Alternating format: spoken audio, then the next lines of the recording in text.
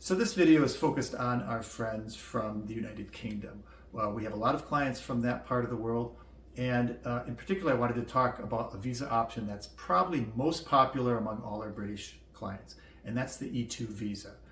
If you've followed our channel for some time, you've noticed that I'm a big proponent of the E-2.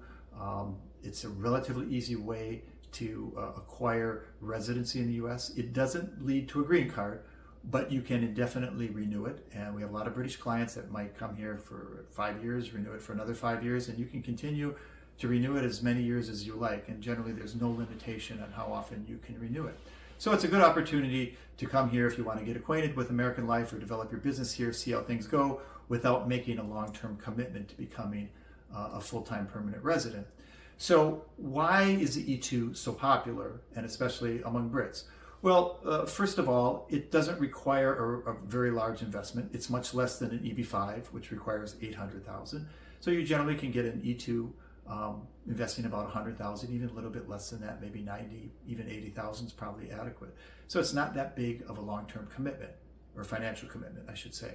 Also, why I think it's popular among our British clients is there's a lot of flexibility in terms of what business you use for the E-2. Almost any business is usable for an E-2. The only reason certain businesses might be more challenging is making the initial commitment and expenditure of funds prior to arriving. So what does that mean in regular human speak? What I'm referring to is the fact that you need to, if you're investing, let's say $100,000, you need to physically spend probably $50,000, $60,000 before you even apply for the visa. So if you're in a consulting business or some other service-related business where you really don't have large capital expenditures up front, it might be difficult to expend $50,000 to $60,000 prior to even commencing operations.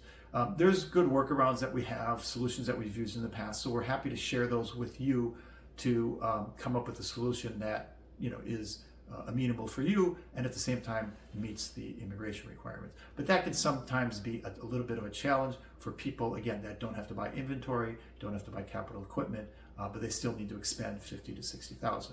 But like I said, we have a number of proven methodologies that have worked in that regard. The other situation why I think it's popular is, again, it provides a relatively fast and easy route to getting residency in the US. Now, you are not, by default, you don't become a tax resident of the US when you get an E-2, unlike a green card, right? Once you get a green card, it doesn't matter how much time you spend in the US, you are a tax resident here. With an E-2, you're a tax resident based on how many days you spend here. So if you don't spend that much time here, it's theoretically possible you won't become a tax resident. Some people, that's a good thing, might be a bad thing.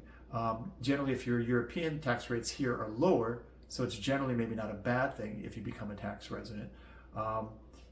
Keep in mind, even if you're not a tax resident, you still have to pay taxes on US derived income. So your US business is generating income, pays taxes. You're going to have to pay taxes here like any other person, like any other citizen, even if you're not a tax resident in the US. There's a sliding scale that's applied to become a tax resident. Usually the first year it's over 182 days, second year I believe it's about 150, and the third year and on it's over 120.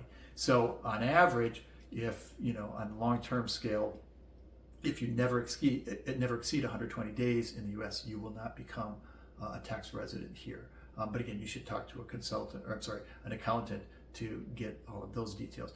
So in short, I hope I've shared with you a few reasons why a lot of our British clients like E-2s.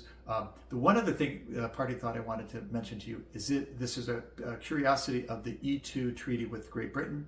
It doesn't exist in any other treaty as far as I know, is that just prior to you filing for the E-2, you have to be a resident of the UK. So it's not adequate if you're a UK citizen and you've been living the last 5 years in Canada. That, ironically, will not work. You need to show that you were most previously residing in the UK prior to filing for the E-2. For more details on this or other nuances of getting an E-2 for British citizens or any other categories you're looking at if you're British, please feel free to reach out to us and we're happy to give you a personalized consultation to discuss next steps.